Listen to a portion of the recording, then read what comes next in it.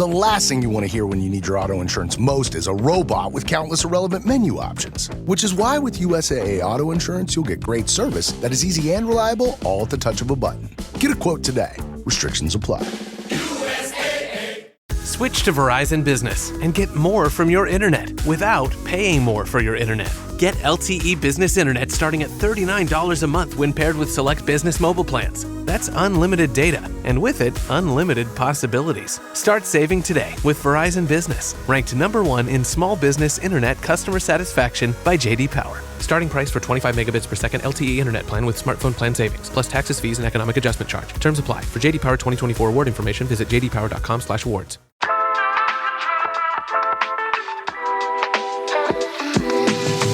When he came out of nowhere and said he was moving, I was secretly like happy. Yeah. Because he'd been with us for 2 years. I'm like, this is a lot to take on. Yeah. And then I felt guilt all these years because I'm like, no one knew that I was secretly like, oh, good, he's leaving. And then he died right after. No, you don't. I'm telling you, I mean, like, you really gave him a life that he, I have to be honest, like, needed. Because he's thanking you so much for it. Because he's saying that he did need to go. It was the next phase of his life. Welcome back to Connect with Jonathan Mark. A few weeks back, we were holding an episode, and it was a different type of episode. It was not a true crime episode. It was someone who went through a very tragic event of losing their son. And to be honest, it was very well received with you guys. So this week we are doing something very similar, and we have an amazing guest. Now, the cool backstory to this is one of the sisters reached out to do the show, and last minute they switched, and we got another sister, and her name is Amy, and she works in radio. She is absolutely amazing. You guys are going to love this episode. I just want to preface by saying this. The intro, it's going to be a little awkward because as we were talking, her family, by the way, is huge. But as we were talking, someone was barging through and I couldn't shake it. I was just staring off and focusing. So that's why maybe the intro is going to be a little different and weird. But trust me, it's worth it.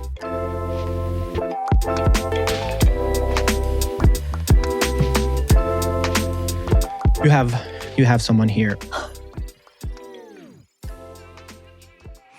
Okay, who's Kris? Stop it right now. That is my brother. My little brother who passed away. I got to ask you this because he's smiling and laughing. Yeah. You have a huge family, don't you? Like you have like more than 5 siblings, right? I am one of 13. So we had way more because he's saying there's a lot of messages for different people. So that's why I'm like, there's a lot of people. So, that's why I wanted to ask you because he's saying that it's way more than 5. Yes, that's a lot to me, by the way. That's why I said that. That is a lot. When someone drops tires in front of me, typically that indicates whether it's like a motor vehicle or something, whether it's a car, motorcycle, but an accident that took someone's life. The reason why I'm bringing that up, and he's smiling, like not because of that. He's smiling because he comes across to me that someone's kind of like a daredevil to me a little bit. Oh my God. Like not in a bad way.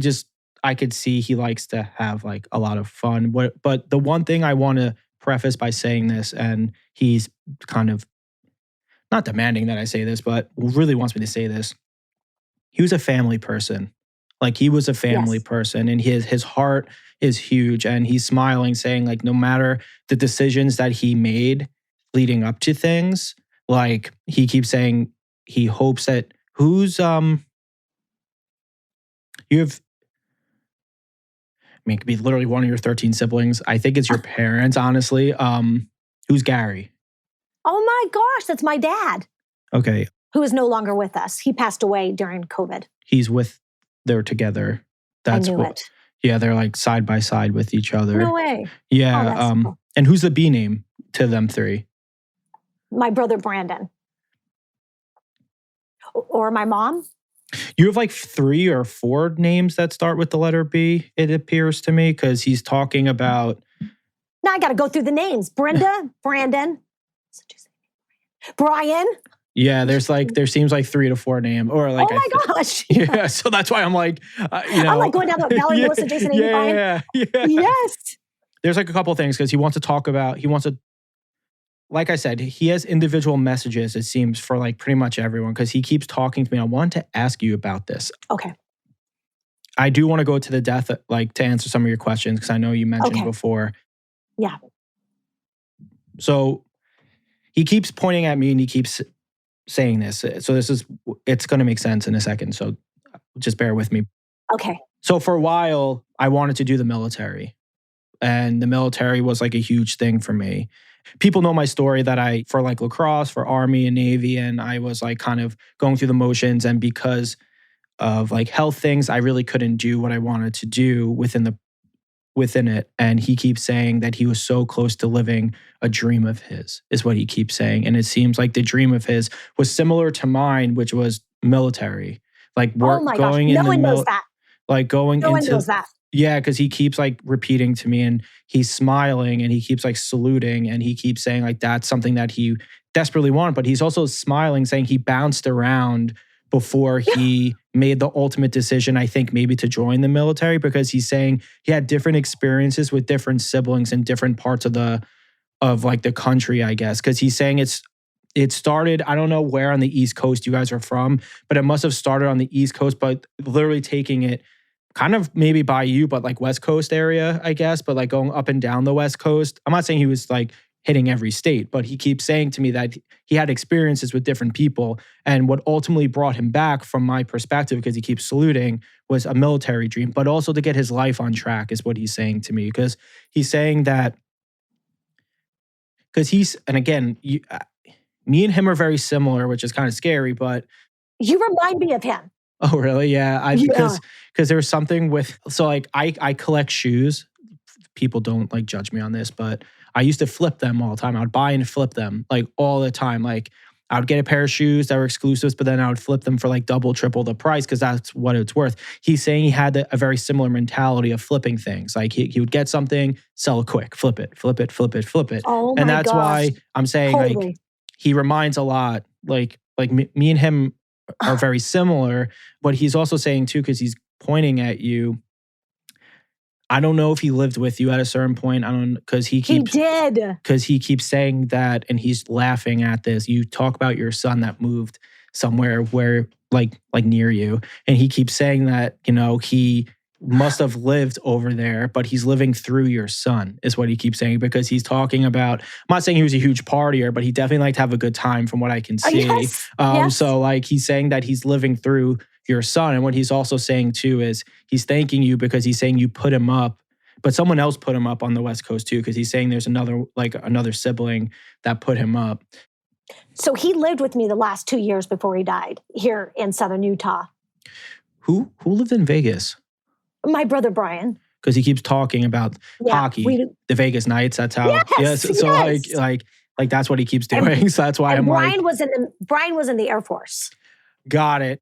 Oh my gosh, you were like, this is scary. You're spot on. Well, he keeps talking to me about how not saying that he didn't look up to everyone, but Brian looks like someone who he like really looked up to in like many different ways. As like and again, he probably looked up to everyone.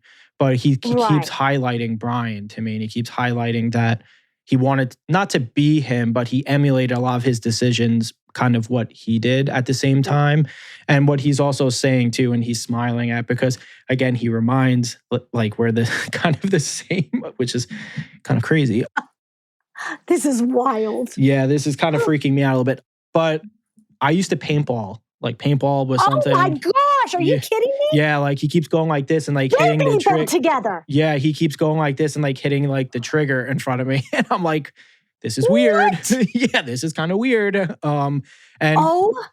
Yeah, because he wants. They're not going to believe this. Yeah, I want to hear about it after, honestly, because it's This is crazy. But he wants me to talk about his passing, because what he's saying to me is like leading up to it. I want to also say this too, because he wants me to say this. I don't know who. Listen, we all have guilt about people. I'm not saying that we don't, but he's saying someone in your family has severe guilt about his passing, and someone like is carrying this guilt like daily. Absolutely. It seems. It's my brother. And I assumed it's probably, is it Brian, I'm assuming, or a different brother? Brandon. Okay. Oh yeah, it's such a large family. It's like so hard. Yeah. But it's the One B of the name. Bs. Yeah, it's the B Yeah, name. you got that right.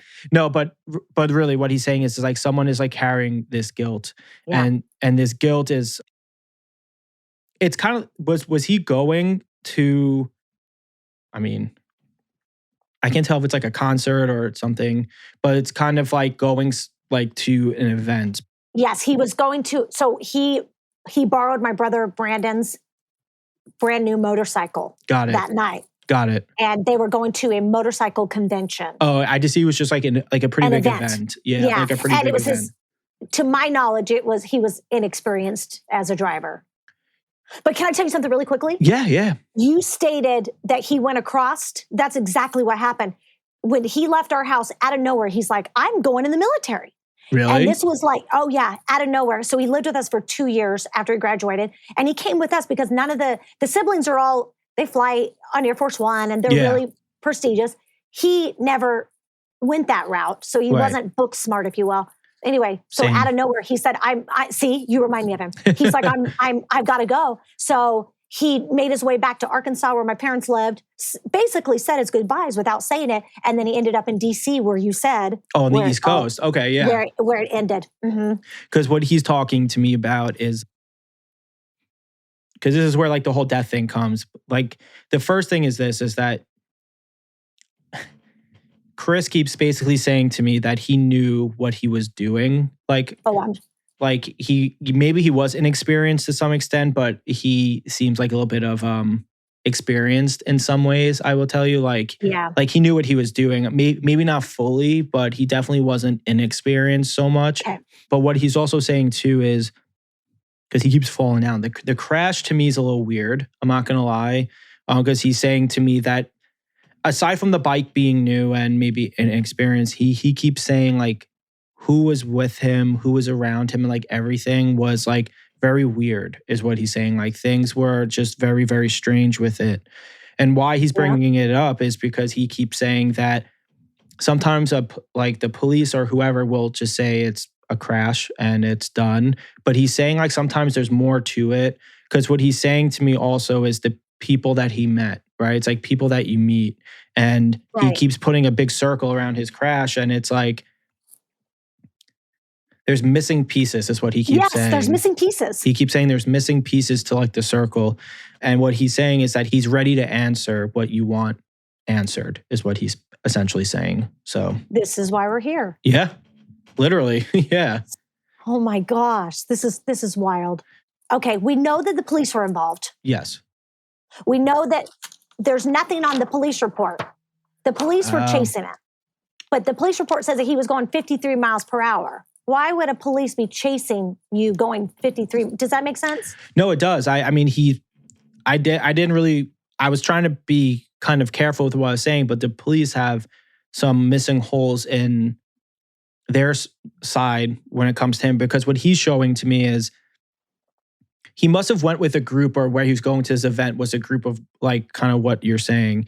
And it's kind of like if they were following a group, but they decide just to follow him is kind of what he's saying. So it's like if it was like not a chase, but if they were like, guys, clear out, and everyone goes one way, but then all of a sudden they just kind of follow him is what he keeps saying. Like he was the unlucky one is what he's saying. But what he's also sharing with me too is I think sometimes people are very aggressive in their car and they don't realize that they're aggressive on their car. So if someone's tailing someone in a motorcycle, if they're going 50, 40, 30, and someone like kind of T-bones them or kind of like steers them off the road or gets very close, that's what he keeps showing to me, that it's like there's missing pieces to that. So if the police report has nothing on it, it's just an accident, he keeps shaking his head no. He keeps saying that he was being followed and it was an aggressive follow. It wasn't like a non-aggressive follow. And he's saying because of the aggressive follow, this is the result of the aggressive follow.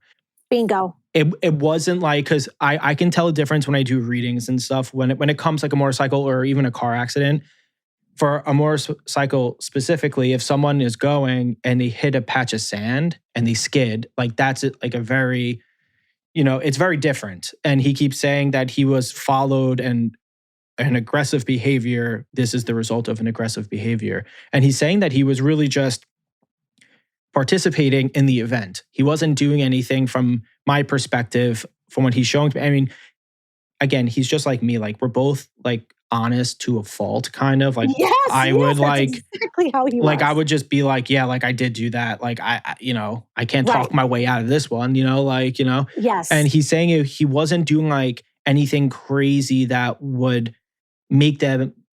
Because again, the way that he's putting it in my head is like, if there's a fork in the road and there's people and the cops are following and everyone went left and he's the only one that went right, it's like they only went right and neglected 10, 15 people. Like, he's saying it's crazy. And that's why he's kind of pointing at me saying that, like, I understand, and I do understand that sometimes if there's aggressive and someone is just very aggressive to like following someone, Sure. that's what he keeps basically like alluding to.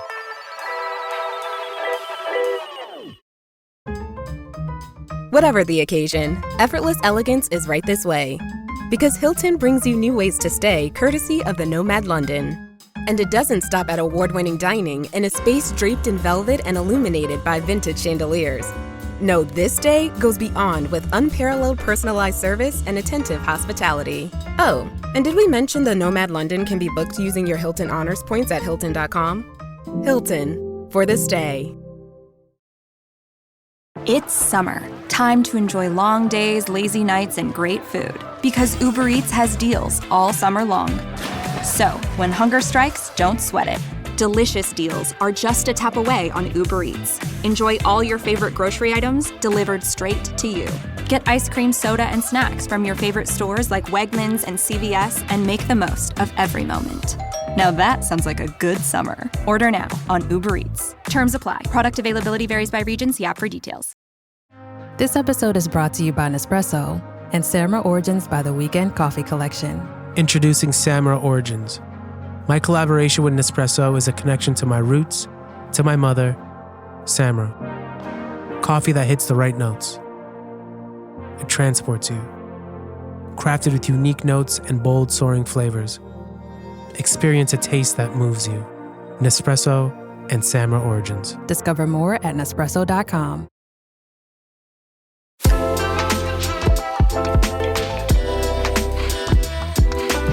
To our knowledge, the young cop, he was a brand new cop, and was chasing him. And Kris was going over 100 miles per hour.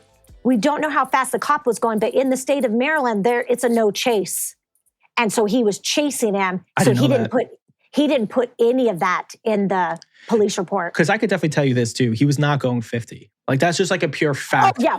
Oh, we knew that. Oh, yeah. Where did 53 come from? Yeah, like... We know Kris. Like you said, he's just like you. He wouldn't have been going 53. He always was speeding. I would have been going like 90 to 100 on a bike. You know what I mean? And he was on a bullet bike, so we know he was going fast. He was on the cross rocket bikes. Yes.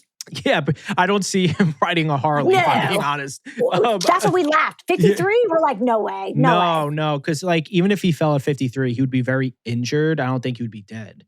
Like, I think he would be very injured. I think maybe... Thank you. So when he actually, you were right. He slid, so he was going down the road, and it was like out of nowhere. Yeah. He landed at a lady's home who happened to be a nurse. That's what kept him alive. And he slid on the rocks, and the rocks hit him into the tree. But he had his helmet on. No, I was just using that as an example. It's right. Yeah. But his helmet was cracked, so he had to have been going. If his helmet was cracked, I can definitely tell you this. It's cracked. I'll tell you this for everyone listening, just to put some comparison. When I played college lacrosse, my first game, a goalie threw a lollipop pass to me, right? Like in the middle. And a lollipop pass is a very light, like it goes up in the air and comes down very softly. It was my first college game. So I'm running with my head up, not looking. I catch the ball and someone just hits me. And my helmet cracked in half from the hit. So just to put into comparison for people, like that's a lacrosse game and someone just running at me head to head. Like that's not a motorcycle. So I just want to put that into perspective. And I was like heavily concussed from that. Oh no. So like, I just want people to understand that because I think sometimes people that don't have motorcycles or don't know that, they don't really get that stuff. Exactly. Who's Brenda, the B name? That's my mom. Is she in Arkansas or? She was. She's in DC now. Because he wants you to tell her a couple things. Oh. If that's okay. Absolutely. Because when I say apologizing, I just want to make it clear, like, I don't think he did anything like horrific to her. I think he definitely gave her a run for her money is what he keeps basically saying. And he's also saying that at times, I think people can say things and not realize the severity of what they say towards people. Yeah. So, and he's regretful of like some of the things that he like leading up to it. Because he keeps saying to me that he wanted to live his own life and just wanted to do what he wanted to do. And your mom or whoever, like no one was going to stop him from living the life that he wanted to live. But he's really apologizing because he's smiling and laughing, saying her head spun 10 times. Like just with like how he was as a person. It's because to be honest, everyone in your family seems very successful is what he keeps saying. And kind of what you were saying before, school and stuff and him sitting behind a desk, I would never imagine him doing. Yeah. So he keeps saying he didn't want your mom to think he was letting her down because he wasn't doing what like everyone in your family seems to have been very successful at. Yes. Because he keeps saying to me that it's just was not him. It just was not him. And that is so him. Yeah, he's just saying, and he apologizes because he keeps saying that he would do anything for your family. Like he seems like that. He would do literally anything. Totally. I have to ask you this. Movie nights. Who did he do movie nights with? Are you kidding me right now? Yeah, he keeps talking about movie nights. I do that with someone, so that's why I'm curious. Well, we don't know. So after, oh my gosh, okay. So after he passed away, we have a website that no one knows about but our family. Oh, really? And we go on like we'll light like candles, but you have to have a password to get in and stuff, right? Oh. And there was a girl that came on and wrote to him. This was like 16 years ago. He keeps talking about movie nights, yeah. And we're like, he lived with us. I knew nothing about these movie nights. Well, he keeps talking about that he always tried to take care, like trying to take care of people. And he's also saying to me too, like he had some fun, I will tell you. I don't doubt it. Yeah, I definitely want to preface without getting into detail, but I don't doubt it. But he is saying to me about a lot of this stuff is that there was like a life that he lived that people didn't really even know for the most part. And like, and it wasn't like anything horrible. It's just like he seemed to have been with certain things extremely private, but extremely open with other things. I could see that. Because what he's sharing with me too also is, because he's also like, I just want to let you know, he's apologizing. It's not really an apology. So I want to take that back. It's mostly he wants to clarify something with you because he keeps saying to me that you always had his back and that he doesn't want you to think that he made a silly decision. Like, you must have tried to help him in many ways because he's saying that the military thing really took you for like your head to spin. It did? Too. Yeah, because he's saying that like that wasn't on like the deck of cards essentially of like what it was for him. He's saying to me that he just needs you to know that he appreciates you always trying to set him up and always trying to help him because he keeps saying to me that you went out of your way many times when you didn't really have to, but he keeps talking about how when he was bouncing from maybe from yours to everywhere, he keeps saying you never turned your back. But the thing that he keeps saying that it's important is the loyalty and always having his back. Because he's saying sometimes people, and I will test this, like people have opinions, right? And he's saying that people in families have opinions. And he's saying that he felt like he was navigating.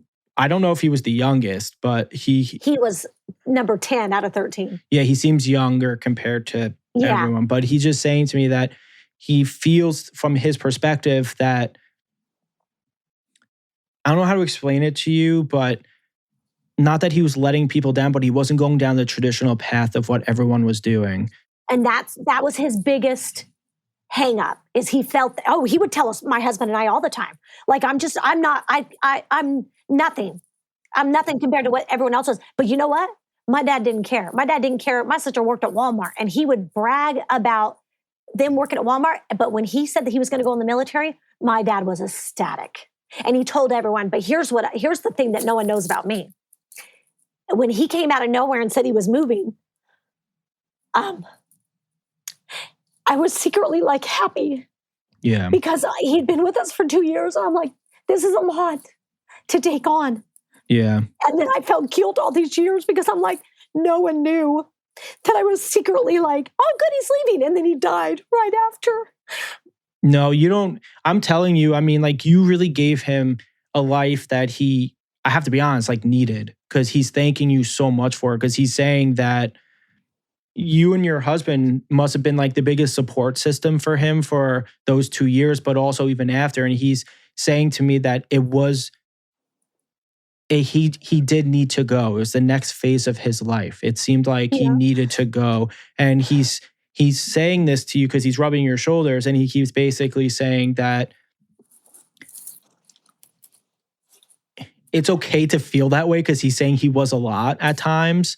And he's saying that he needed to take that next step, is what he keeps circling back to. Like, the military was his way out, is what he was saying. It was his way to get direction. And that's why he keeps saying... And that's what he said. And like, he's literally saying to me, like, the move to DC, from what you were saying, was crucial for him to do it. Like, he needed to go there, get his grounds, and then go. Like, that's kind of what it seemed. Like, he needed to go there, get things situated, get the ground under his feet, kind of, moving a little bit, and then he was going to go. And he keeps saying that don't ever, ever like have that guilt, because the way he's coming through, there is nothing but love and happiness from my perspective with this. And like, also what he's also sharing too is that it must have affected your family greatly. Losing someone affects people, and I 100% understand that. But he's saying the cause of the passing, and he's just saying how it was poorly handled with the professionals, is what he keeps saying.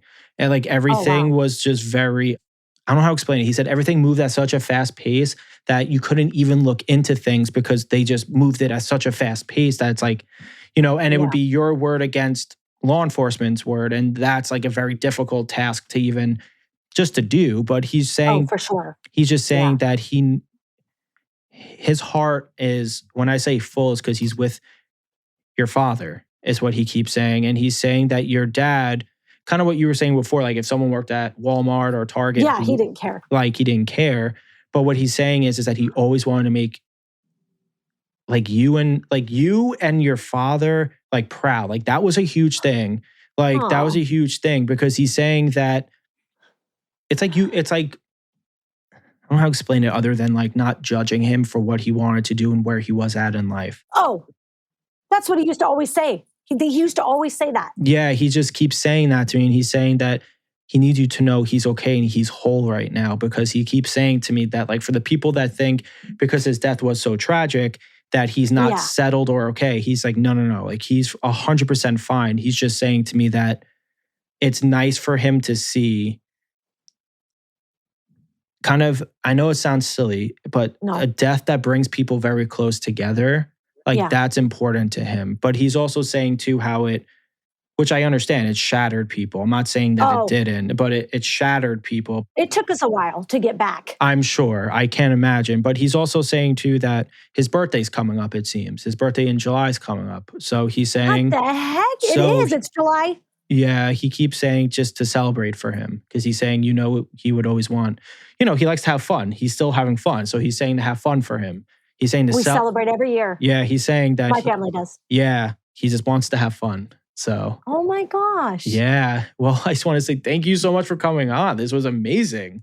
Wow. Spot on. I'm not shocked, but... No. Yeah, the things that you were telling me, most of the stuff you wouldn't have known. No one would know. He's just very talkative and he's a good guy. Aw. And he really loves you. I have to be honest. Like, he really, really loves you. So I just want you to know that, like, how he comes through and everything is pretty remarkable. So. Oh my gosh. Thank you so much. Thank you.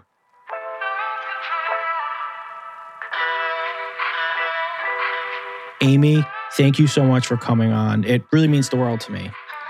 I just want to ask you, because this is something that, you know, we're kind of experiencing and doing different types of episodes. We do unsolved, missing persons.